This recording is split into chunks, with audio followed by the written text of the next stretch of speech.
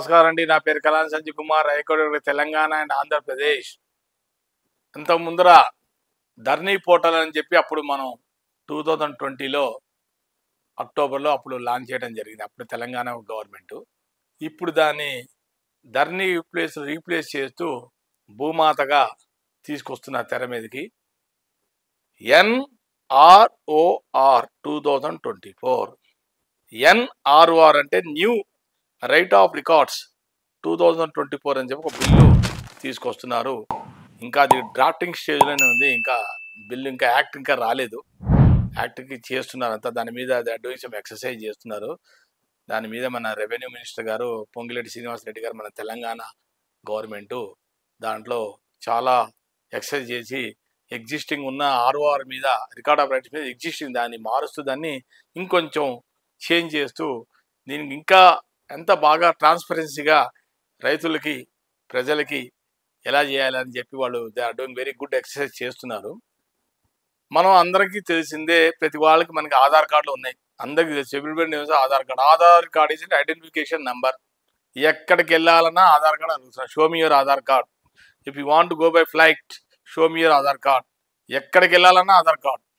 చివరికి జాబ్లో కూడా మీకు కావాలన్నా reference address Aadhaar card, pan card, permanent account number 2. ఇవి 2 ఇంపార్టెంట్ డాక్యుమెంట్స్ మనిషికి ఎప్పుడు కూడా లైఫ్లో. NROR 2024 బిల్ తీసుకొచ్చారు Telangana government, new record of rights.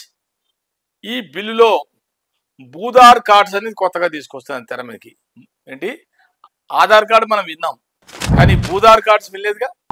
Bhudhaar కార్డ్స్లో కూడా అది కూడా ఎక్కడైతే మీకు ల్యాండ్స్ ఉన్నాయో వాళ్ళు పసిగట్టి ఆ ప్లేస్లో మీకు ఉందా లేదా అనేది మీకు ఇప్పుడు ఆధార్ కార్డ్ అయితే నీ ఇంటి అడ్రస్ మీద నీకు ఆధార్ కార్డు ఉంటుంది, ఈ బలాని ప్లేస్లో నేను ఉంటున్నాను.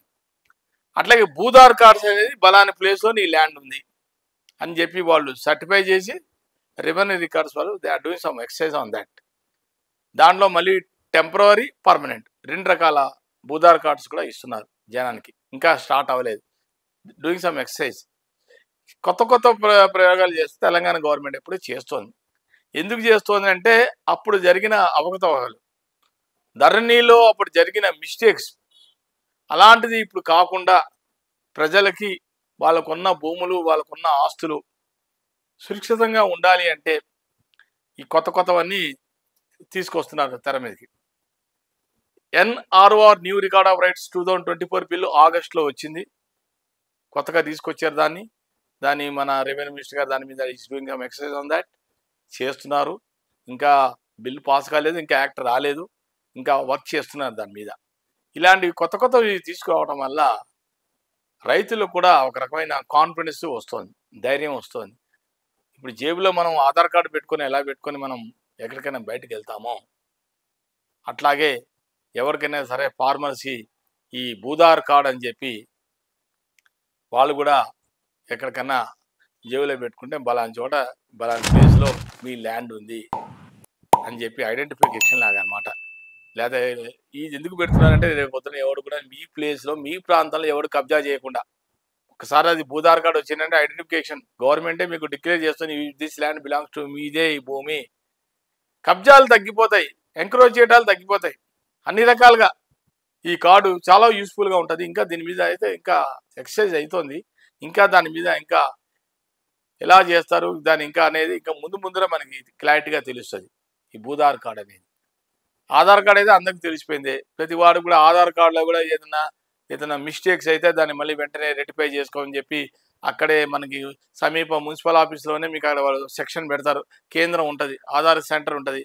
ఆధార్ సెంటర్లో మీ నేమ్లో ఏదైనా మిస్టేక్స్ అయినా వాళ్ళు వెంటనే 100 రూపీస్ ఇస్తే వాళ్ళు వెంటనే 1 వీక్లో వచ్చి మీ సేవలో మీరు వెళ్తే మీ కార్డు మీకు ఇచ్చేస్తారు, ప్రాబ్లం లేదు. ఆ టైప్లో ఇది కూడా ప్రయత్నం చేస్తున్నారు. ఎందుకంటే అంత ముందర చాలా ప్రాబ్లమ్స్ వచ్చాయి. చాలామంది రైతులు చాలా ఇబ్బందులు పడ్డారు. ఎక్కడ చూసినా మిస్టేక్స్. కష్టపడి కొనుక్కున్న భూమిలో కూడా ప్రొహిబిటెడ్ అని రావటం, నిషేధ భూమిలోకి రావటం, దాంతో రైతుకి చాలామందికి హార్ట్ అటాక్ కూడా రావడం జరిగింది. పేరు మార్పుడు, పేరు నేమ్ చేంజ్ అవ్వడం, సర్వే నెంబర్ చేంజ్ అవ్వడం, ల్యాండ్లో చూస్తే పట్టా భూమి కొన్నా కూడా దాన్ని ప్రొహిబిటెడ్లో కనబడటం, పట్టా భూమి కూడా ప్రొహిబిటెడ్లో రావటం ఏంటి?